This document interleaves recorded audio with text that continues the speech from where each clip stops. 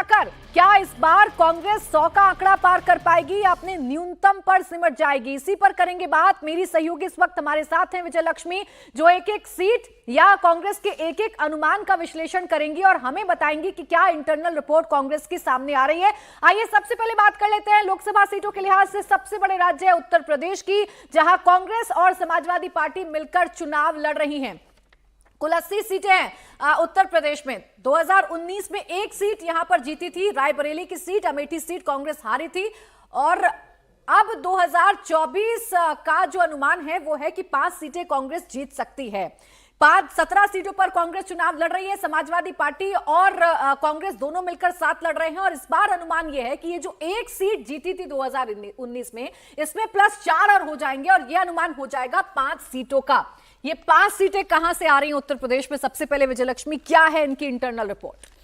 देखिए प्राची, कांग्रेस जो 2 सीटें एकदम शॉर्ट जहां से वो मानती है कि वो शुरू करने वाली है, वो अमेठी और रायबरेली की सीट है। अमेठी से केएल शर्मा और राहुल गांधी रायबरेली से लड़ रहे हैं। ये 2 शॉर्ट सीट्स हैं। इसके अलावा कुछ और सीटें हैं। बाराबंकी की सीट कांग्रेस पार्टी को लगता है कि वो अच्छा लड़ रही है। प्रयागराज की सीट कांग्रेस पार्टी को अच्छा लगता है कि वो अच्छा लड़ रही है। इसके अलावा सहारनपुर, अमरोहा, ये कुछ सीटें हैं। फतेहपुर सीकरी, जहां पर कांग्रेस पार्टी को लगता है कि उनके कैंडिडेट जो हैं वो अच्छी फाइट में हैं और इसमें से कुछ सीटें जो हैं, 5 के करीब सीटें कांग्रेस को उम्मीद है कि वो इन 2024 के लोकसभा चुनावों में जीतने जा रही है। तो जहां तक उत्तर प्रदेश का बात है प्राची, कांग्रेस पार्टी को लगता है कि बहुत रिजेंटमेंट है वहां पर लोगों में, और खासतौर से वेस्टर्न यूपी में उनको लगता है कि उनके जो एलाय हैं समाजवादी पार्टी, वो बहुत अच्छा वहां पर करने जा रहे हैं। अपने लिए भी कांग्रेस पार्टी को लगता है कि अमेठी और रायबरेली के अलावा कुछ और 3 और ऐसी सीटें हैं जहां पर कांग्रेस पार्टी को लगता है कि वो एक तगड़ी स्ट्रांग फाइट में है और इन सीटों को भी वो निकालेगी। जैसा मैंने आपको बताया, बाराबंकी है, प्रयागराज है,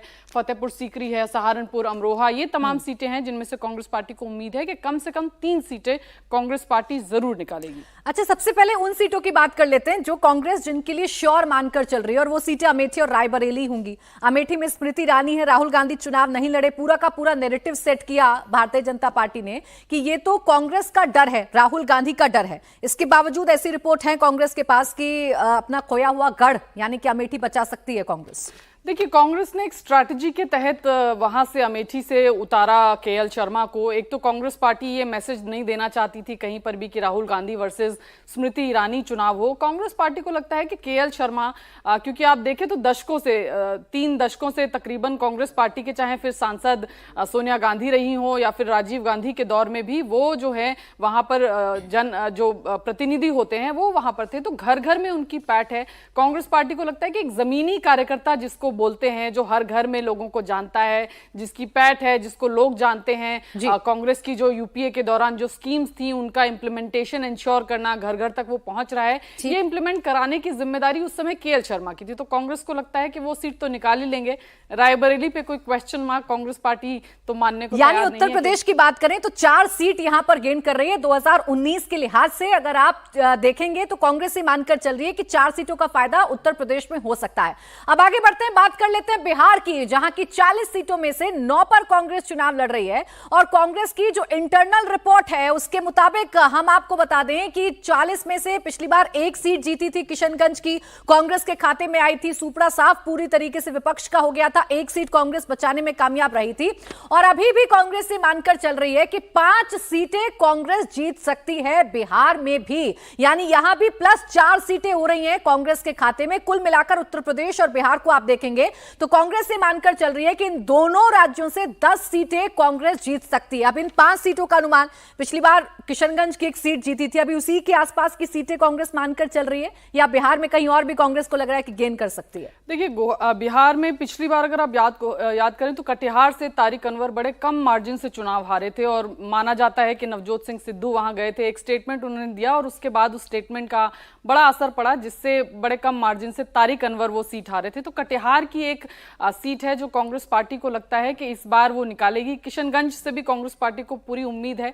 इसके अलावा समस्तीपुर की एक सीट है जो कांग्रेस पार्टी को लगता है कि इस बार वो निकालने जा रही है। हालांकि सनी हजारी दूसरी पार्टी से आए जिनको कांग्रेस पार्टी ने टिकट दिया इस बार बिहार में। ये तमाम सीटें हैं जिनको लेकर के कांग्रेस पूरी श्योर है कि ये 3 सीट्स जो है कांग्रेस पार्टी इस बार के चुनाव में निकाल सकती है। इसमें से 2 सीटों पर तो कांग्रेस के नेता कहते हैं कि एकदम श्योर है कि ये 2 सीट तो हमें आ ही रही हैं। उसमें कटिहार एक सीट है और इसके अलावा किशनगंज जो पिछली बार भी कांग्रेस पार्टी जीती थी। इसके अलावा समस्तीपुर की एक सीट है जिस पर कांग्रेस पार्टी मानती है कि फाइट है और कांग्रेस पार्टी वो सीट निकाल सकती है। ये 3 सीटें हैं। इसके अलावा 1-2 सीट्स और हैं जो कांग्रेस पार्टी को लगता है जो फाइट में है और कांग्रेस पार्टी इस बार बिहार के चुनाव में निकाल सकती है। अब देखिए यहाँ पर यह याद रखना जरूरी है कि 40 में से 9 सीटों पर कांग्रेस चुनाव लड़ रही है और 9 में से 5 सीटें जीतने का दावा कांग्रेस की तरफ से किया जा रहा है। कांग्रेस को उम्मीद है कि 9 में से 5 सीटें कांग्रेस जीतेगी।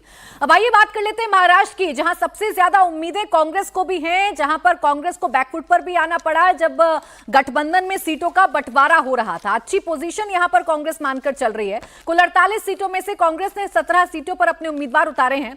यहां कांग्रेस से मानकर चल रही है कि उसे 10 सीटों पर जीत मिलेगी, यानी कि 17 सीट पर अगर कांग्रेस ने अपने उम्मीदवार उतारे हैं तो कांग्रेस से मानकर चल रही है कि 10 सीटें कांग्रेस के खाते में जाएगी। यहां पर भी अच्छा खासा गेन कांग्रेस करेगी, ऐसा कांग्रेस को लग रहा है, क्योंकि 2019 से अगर आप कंपैरिजन करेंगे तो 1 सीट सिर्फ जीती थी कांग्रेस ने।